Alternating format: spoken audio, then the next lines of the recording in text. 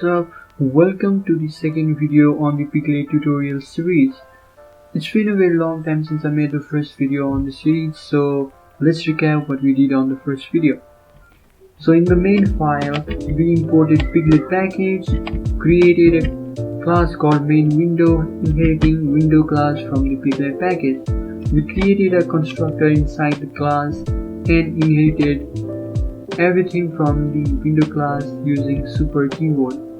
And finally, in the last block of our code, we checked if the code is being running from the same file or not. And if it is, then we are creating an object called window from main window class with parameters width, height, title, and resizable. And in the last line of our code, we are telling the Pyglet package to run our code at last and display our window. So let's execute our code and hopefully we'll get a window, blank window using Pyglet. So this was what we did on the first part of the series. Now in this video we are going to handle keyboard events. So there are two methods we can use to handle keyboard events, and it will take parameters, symbol and modifiers except the self keyword. And another method is onKeyRelease, which also has the same parameters as the onKeyPress. So what these two methods do is it will trigger the event called onKeyPress and onKeyRelease when user presses and releases the key. So if a user presses the key, then onKeyPress event is triggered, and when a user releases a key, onKeyRelease event is triggered. And symbol is the parameter which will take in the value of the keyboard key that was pressed by the user on the keyboard. And modifiers are the keys that are Shift, Tab, Alt, Control, and those kind of keys. So now, and notice how I wrote these methods, because it should be exactly the same as the onKeyPress and onKeyRelease as you see on the code. So inside our event, what we are gonna do today is we are going to check if a particular key has been pressed or not. So to check, what I said was a symbol.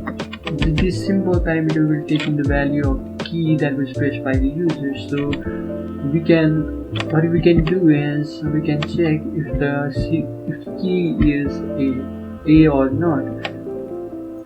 So before checking key is, we need to grab the definition of the keys from the package called pyglet.window, and we import key from pyglet.window, import key, and we can get all the definition of the keys from the keyboard.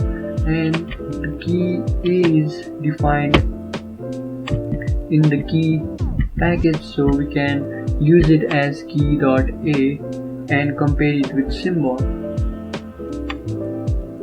So if we compare this with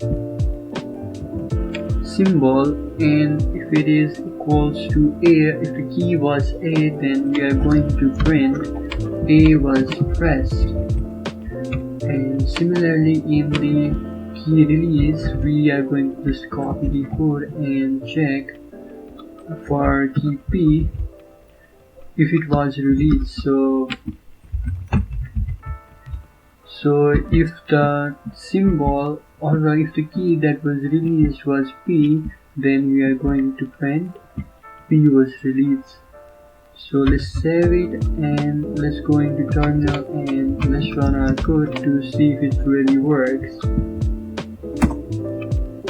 So here is our window, and we were checking for key A for the press event. So if we go back to our window and press, let's bring our terminal in front so we can see, but is being printed on the screen. So inside the window, if I click press A, then it will print A was pressed on the terminal. So let's do it again, and it will print A was pressed. For key release event, we can see we had written P, we had checked for the key P's if it was released or not. So in our window, let's press P, and if I press and release the, on the time I release P, it will print P was released on the terminal here.